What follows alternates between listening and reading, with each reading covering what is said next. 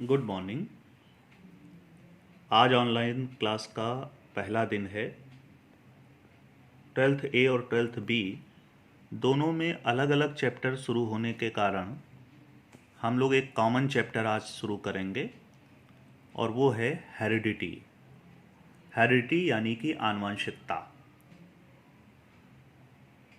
Board paper में इस chapter से 5 नंबर का आना है, इसलिए बहुत ही इम्पॉर्टेंट चैप्टर है।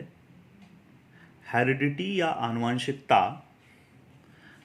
जीवों में पाया जाने वाला वह गुण है जिसके अंतर्गत जीवों के जातिगत लक्षण या पैतृक लक्षण एक पीढ़ी से दूसरी पीढ़ी में अर्थात एक जनरेशन से दूसरे जनरेशन में स्थानांतरित होते हैं।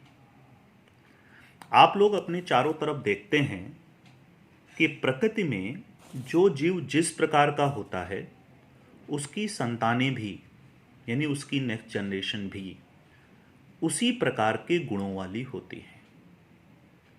प्रकृति में कोई भी जंतु, कोई भी पौधा, उसकी संतानें अपने पैतृक के गुणों वाली ही होती हैं। जैसे शेर का बच्चा सदैव शेर ही होता है, मानव के बच्चे मानव गुणों वाले होते हैं, आम से बीज से उत्पन्न जो पौधा होगा वो आम में ही अंकुरित होगा, आम का ही निर्माण करेगा। तो आनुवंशिकता अर्थात heredity is the process of passing the traits and characteristics from parents to offspring by reproduction. अर्थात हेरिडिटी या आनुवंशिकता जीवों का वह गुण है जिसमें पैतृक एवं जातिगत लक्षणों के एक पीढ़ी से दूसरी पीढ़ी में स्थानांतरित होने की प्रक्रिया होती है। इस गुण को हम आनुवंशिकता कहते हैं तथा इस गुण के अंतर्गत एक पीढ़ी से दूसरी पीढ़ी में स्थानांतरित होने वाले, ट्रांसफर होने वाले जो कैरेक्टर्स हैं, लक्षण हैं, वो आनुवंशिक लक्षण या हेरिडिटिकल कैरेक्टर कहलाते हैं। इसी प्रकार दूसरी एक परिभाषा है वो है जेनेटिक्स। जेनेटिक्स को हम आनुवंशिकी भी कहते हैं। क्या है genetics? The branch of biology that deals with the facts and laws of heredity and inherited variations is known as genetics. This term genetics was coined by William Bateson. First, William Bateson. Genetics जीव विज्ञान की वह शाखा है, branch है, जिसके अंतर्गत जीवों में आनुवंशिक लक्षणों, विशेषकों की वंशागति तथा जनक और संतति में आनुवंशिक समानताओं एवं विभिन्नताओं का अध्ययन किया जाता है। इसे हम आनुवंशिकी कहते हैं। आनुवंशिकी शब्द का प्रयोग सर्वप्रथम विलियम बैटसन नामक वैज्ञानिक ने किया था। विलियम बैटसन नामक वैज्ञानिक ने किया था।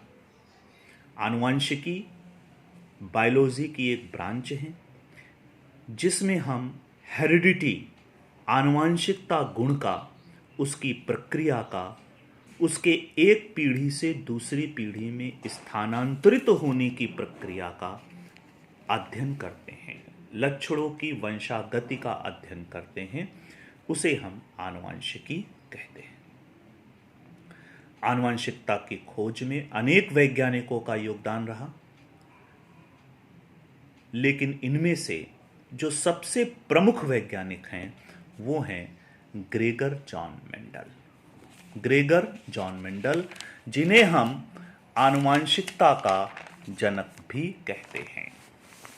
ग्रेगर जॉन मेंडल को हम आनुवंशिकता का जनक भी कहते हैं। क्यों कहते हैं? क्योंकि इन्होंने आनुवंशिकता के संदर्भ में मटर के पौधे पर अनेकों प्रयोग किए, बहुत सारे प्रयोग किए और सर्वप्रथम एक विधिवत संकल्पना, एक करंट थ्योरी जो हेरिडिटी के संदर्भ में पब्लिश्ड की। इसलिए इन्हें आनुवंशिकता का जनक या फादर ऑफ जेनेटिक्स भी कहा जाता है। हम इनका संक्षिप्त इतिहास देखेंगे, इनकी ब्रीफ हिस्ट्री देखेंगे। ग्रेगर जॉन मेंडल का जन्म 1822 को हेंजेंड्रॉफ, जो कि ऑस्ट्रिया में है, हेंजेंड्रॉफ ब्रून ऑस्ट्रिया में इनका जन्म 22 जुलाई 1822 को हुआ था। 22 जुलाई 1822 को हुआ था। इनके पिताजी फादर साधारण किसान थे। अपनी स्कूली शिक्षा इन्होंने ब्रून से ही प्राप्त की थी और उसके बाद इन्होंने उच्च शिक्षा वियना यूनिवर्सिटी से प्राप्त की। उच्च शिक्षा प्राप्त करने के बाद ये वापस ब्रून लौटे और ऑगस्टियन मॉनेस्ट्री, ईसाइयों की एक धार्मिक संस्था में सम्मिलित हो गए और एक स्थानीय चर्च में, लोकल चर्च में ये फादर हो गए, पुजारी बन गए।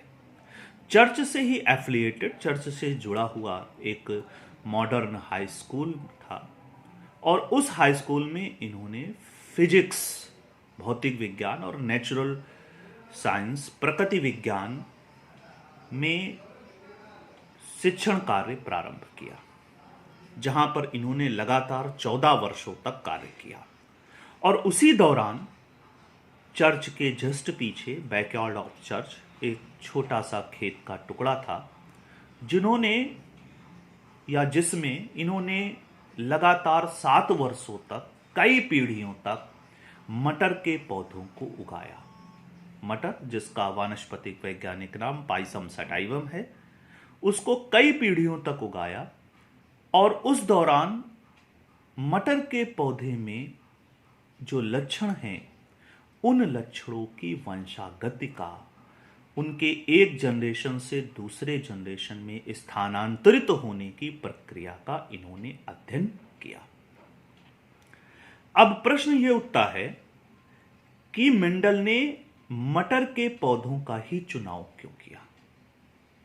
मेंडल ने मटर के पौधों को इसलिए चुना अपने प्रयोगों के लिए कि मटर के पौधे आसानी से अवेलेबल थे उस समय।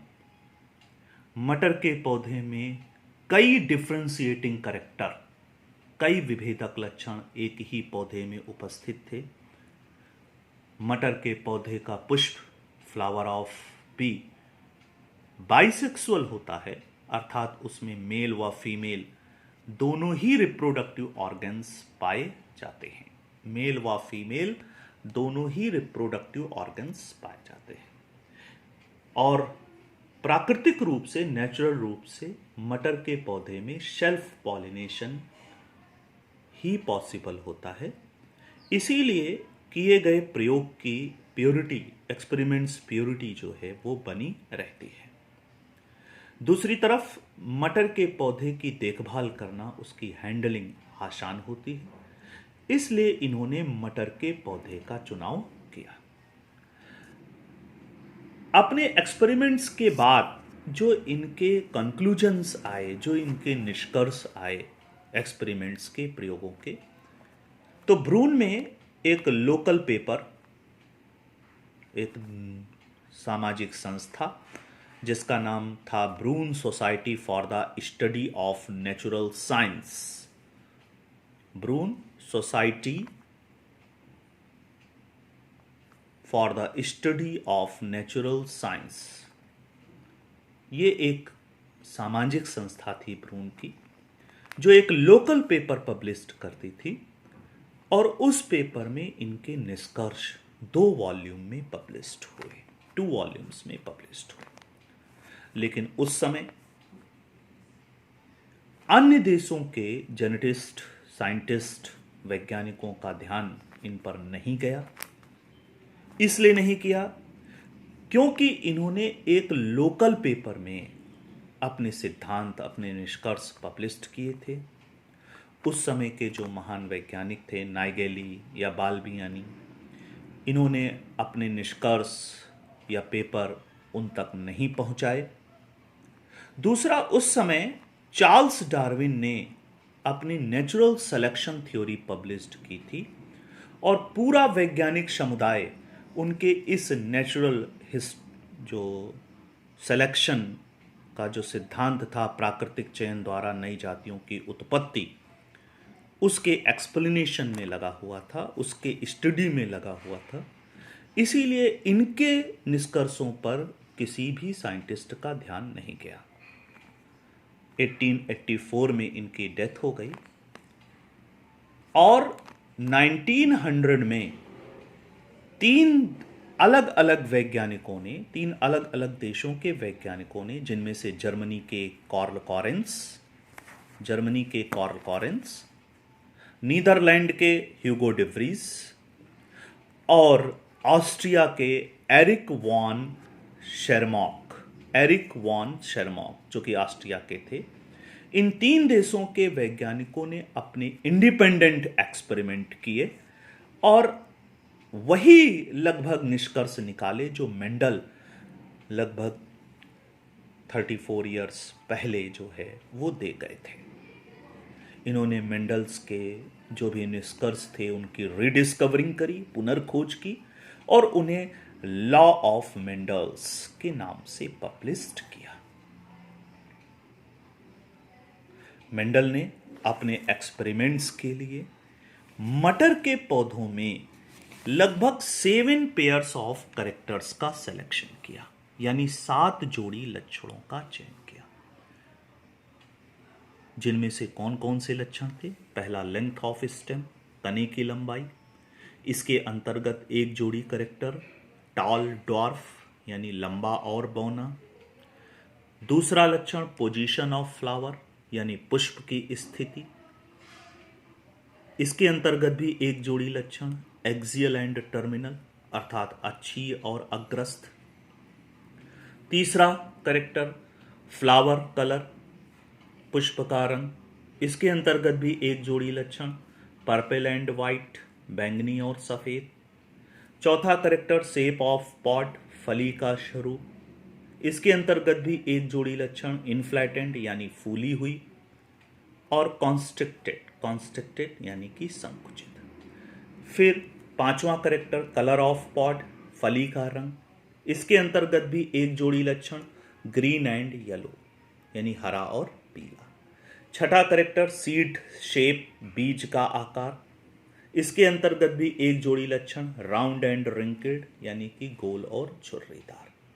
सातवां कैरेक्टर कलर ऑफ सीड, बीज पत्र का रंग। इसके अंतर्गत भी एक जोड़ी लक्षण येलो एंड ग्रीन, पीला और हरा। तो इस तरीके से ये 7 जोड़ी लक्षण मेंडल ने सेलेक्ट किए अपने एक्सपेरिमेंट के लिए, अपने प्रयोगों के लिए। मेंडल ने किस प्रकार की क्रियाविधि प्रयुक्त की अपने प्रयोग के लिए, उनकी टेक्निक क्या थी, मेंडल ने किस प्रकार से अपना एक्सपेरिमेंट किया, किस प्रकार से अपना प्रयोग किया, क्रॉसिंग टेक्निक्स क्या थी। मेंडल ने मटर के 2 प्लांट लिए। सबसे पहले उन्होंने सिंगल कैरेक्टर्स का सिलेक्शन किया, एक एक लक्षण का चयन किया। 2 प्लांट लिए मटर के, जिनमें से एक प्लांट टॉल था और दूसरा प्लांट ड्वार्फ, बौना था। एक लंबा और दूसरा बौना, 2 प्लांट लिए।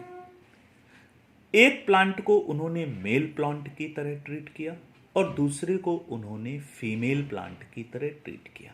आपको बता दें, मटर का पौधा बाइसेक्सुअल होता है, हर्माफ्रोडाइट होता है, अर्थात उसके फ्लावर में मेल और फीमेल दोनों ही रिप्रोडक्टिव ऑर्गन्स पाए जाते हैं।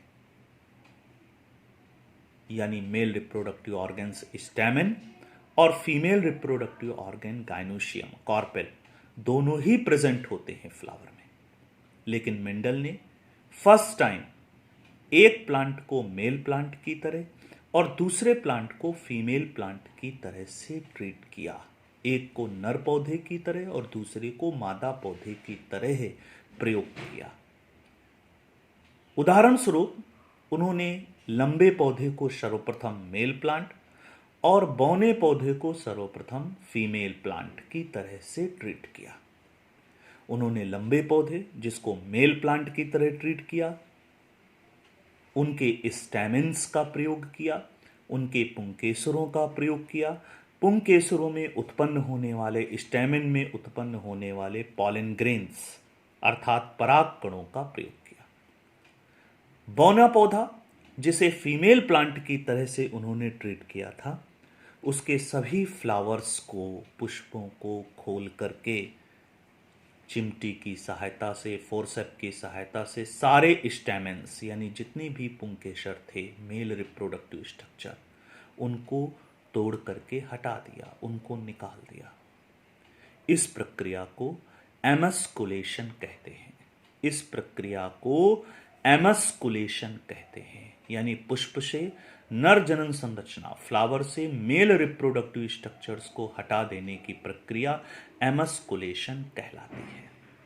एमस्कुलेशन के उपरांत इन्होंने मेल प्लांट के फ्लावर से ब्रश की सहायता से पॉलन ग्रेन्स को पिक करके उठा करके फीमेल प्लांट यानी ड्वार्फ प्लांट के ओपेंड फ्लावर्स, खुले हुए फ्लावर्स के गाइनोशियम के स्टिग्मा पर छिड़क दिया। यानी यह प्रोसेस क्या कहलाई? क्रॉस पॉलिनेशन, पर परागण। इन्होंने क्रॉस पॉलिनेशन कराया, इन्होंने पर परागण कराया। क्रॉस पॉलिनेशन कराने के बाद इन्होंने फीमेल प्लांट यानी ड्वार्फ प्लांट, बौने पौधे के सभी फ्लावर्स को एक प्लास्टिक बैग या मसलिन क्लॉथ से ढक दिया। इसलिए ढक दिया ताकि इनके द्वारा किए गए एक्सपेरिमेंट्स की प्योरिटी यानी कि शुद्धता बनी रहे। पॉलिनेशन के उपरांत सेक्सुअल रिप्रोडक्शन की प्रोसेस कंप्लीट हुई। सेक्सुअल रिप्रोडक्शन की प्रोसेस के कंप्लीट होने के उपरांत जब पॉट्स डेवलप हो गई, फलियां डेवलप हो गई, तो मेंडल ने सारी फलियों को तोड़ करके उनके बीजों को निकाला और बीजों को सुखाने के बाद उन्हें पुनः भूमि में बो दिया। इस प्रकार बीजों के अंकुरित होने के पश्चात फर्स्ट फ्लायल जनरेशन, F1 जनरेशन यानी प्रथम संतानीय पीढ़ी के पौधे उत्पन्न हुए। लिए गए कैरेक्टर्स किस प्रकार से फर्स्ट जनरेशन के प्लांट्स में अपीयर्ड हुए, दिखलाई पड़े, मेंडल ने इसको नोट करने के बाद बीजों को सुखा करके फिर से बो दिया। फर्स्ट फ्लायल जनरेशन के प्लांट्स में अब इन्होंने सेल्फ पॉलिनेशन होने दिया, स्वपरागण। फर्स्ट टाइम उन्होंने केवल क्रॉस पॉलिनेशन कराया और उसके बाद अगली जनरेशन्स में इन्होंने केवल सेल्फ पॉलिनेशन ही होने दिया। सेल्फ पॉलिनेशन होने पर और पुनः सेक्सुअल रिप्रोडक्शन की कंप्लीट प्रोसेस होने पर फिर से पॉट्स प्रिपेयर्ड हुई। पॉट्स को प्रिपेयर्ड होने के बाद फिर से इन्होंने सीड्स कलेक्ट किए। कलेक्ट करने के बाद उन्हें सुखाया, बो दिया। सीड्स जर्मिनेशन के उपरांत सेकंड यानी F2 जनरेशन, सेकंड फ्लायल जनरेशन के प्लांट्स प्रिपेयर्ड हुए और फिर किस प्रकार से कैरेक्टर्स अपीयर्ड हुए F2 जनरेशन में, इसका इन्होंने स्टडी किया। तो इस प्रकार क्रॉसिंग टेक्निक में सबसे पहले उन्होंने क्रॉस पॉलिनेशन कराया और क्रॉस पॉलिनेशन के बाद उन्होंने कॉन्टिन्यूअसली सेल्फ पॉलिनेशन कराकर कई जनरेशन तक कैरेक्टर्स की इनहेरिटेंस का, कैरेक्टर्स की वंशागति का अध्ययन किया। इसके बाद हम लॉ ऑफ मेंडल्स यानी मेंडल के नियमों को अगले वीडियो में पढ़ेंगे। लॉ ऑफ मेंडल्स, ये जितना मैंने आपको बताया है इसको अच्छी तरह आप तैयार कर लें। नोट्स हैं उनकी पिक मैं अलग से डाल दूंगा, इसका स्टडी करें। शाम तक या सुबह मैं नेक्स्ट वीडियो डालूंगा। तीनों लॉ ऑफ मेंडल, मेंडल्स के 3 नियम हैं। पहला नियम है लॉ ऑफ डोमिनेंस, जिसे हम प्रभाविता का नियम कहते हैं। दूसरा नियम है लॉ ऑफ गैमेटिक प्योरिटी, युग्मकों की शुद्धता का नियम, या इसे हम सेग्रीगेशन रूल भी कहते हैं, अर्थात पृथक्करण का नियम भी कहते हैं। और तीसरा नियम है लॉ ऑफ इंडिपेंडेंट असॉर्टमेंट, अर्थात स्वतंत्र अपव्यूहन का नियम। तो ये 3 नियम हैं। तीनों नियम के बारे में विस्तृत रूप से हम अगले वीडियो पर चर्चा करेंगे। धन्यवाद।